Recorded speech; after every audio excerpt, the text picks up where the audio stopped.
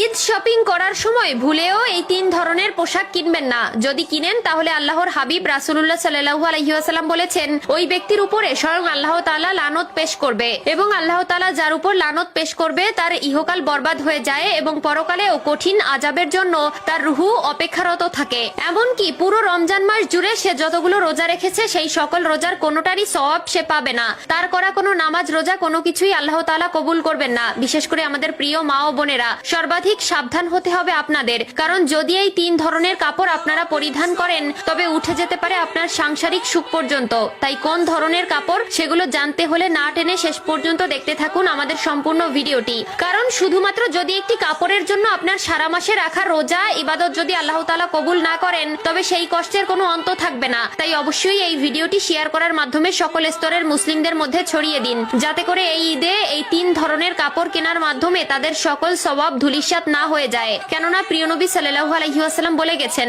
আমার বলা একটি বাণী হলেও অপরের মধ্যে সেটা ছড়িয়ে দাও। তাই আজকে আমার প্রিয় নবীর উম্মতগুলোকে দেখতে চাই, যারা প্রিয় নবীর একজন প্রকৃত উম্মত হিসেবে নিজেকে দাবি করেন তারা অবশ্যই কমেন্টে একবার আলহামদুলিল্লাহ লিখে যাবেন। তো চলুন ভিডিওটি শুরু করা যাক। প্রিয় দর্শক, মুসলমানদের ধর্মীয় অনুষ্ঠান মাত্র দুইটি, একটি হলো ঈদুল ফিতর, অন্যটি ঈদুল আজহা। যেখানে তুলনামূলক ঈদুল ফিতরে অত্যাধিক পরিমাণ জামা কাপড় কেনার ঢল দেখা যায় শহর বাজারে, যেখানে থাকে নানান ধরনের বাহারি পোশাক। তবে প্রিয় নবী সাল্লাল্লাহু আলাইহি ওয়াসাল্লাম বলেছেন, এই তিন ধরনের কাপড় যেন আমার উম্মতেরা কখনোই পরিধান না করে, যার মধ্যে প্রথম কাপড়টি হলো পাতলা কাপড়। বর্তমান সময়ে মার্কেটে গেলে দেখবেন পাকিস্তানি ড্রেস নামে এক ধরনের নারীদের পোশাক বের হয়েছে এবং সকলে সেটা কেনার জন্য মরিয়া হয়ে পড়েছে। সেই সুযোগে দাম বাড়িয়ে দিয়েছে দোকানিরা, কিন্তু প্রিয় নবীর বলা হাদিস অনুসারে উক্ত পোশাক পাতলা বর্ণের হয়, সেটি আমাদের পরতে নিষেধাজ্ঞা রয়েছে।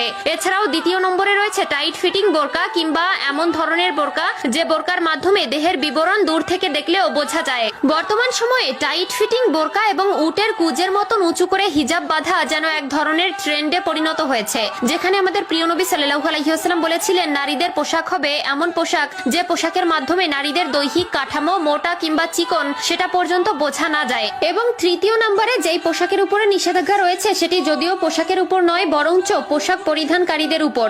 বর্তমান সময়ে দেখতে গেলে দেখা যাবে উন্নত দেশের সাথে তাল মিলাতে গিয়ে এমন অনেক মুসলিম নারী আছে যারা নারীদের লেভাস বা পোশাকের পরিবর্তে পুরুষের পোশাক পরতে বেশি স্বাচ্ছন্দ্য বোধ করে। এক্ষেত্রে তারা জিন্সের প্যান্ট এবং টপস বা গেঞ্জি পরতে বেশি পছন্দ করে, যেখানে তাদের পর্দার সিকি কোনাও থাকে না। যে পোশাক পরিধান করার মাধ্যমে উল্টো বেগানা পুরুষের খারাপ দৃষ্টি সেই নারীর প্রতি পড়ে, ফলে যেমন গুনাহ হয় সেই খারাপ দৃষ্টি প্রদানকারী পুরুষের, তার থেকেও কয়েক গুণ বেশি গুনাহ হয় সেই বেপর্দাকৃত নারীর। তাই এই তিন ধরনের পোশাক ভুলেও পরতে যাবেন না। আল্লাহ তাআলা আমাদের সকলকে বোঝার তৌফিক দান করুক, আমিন।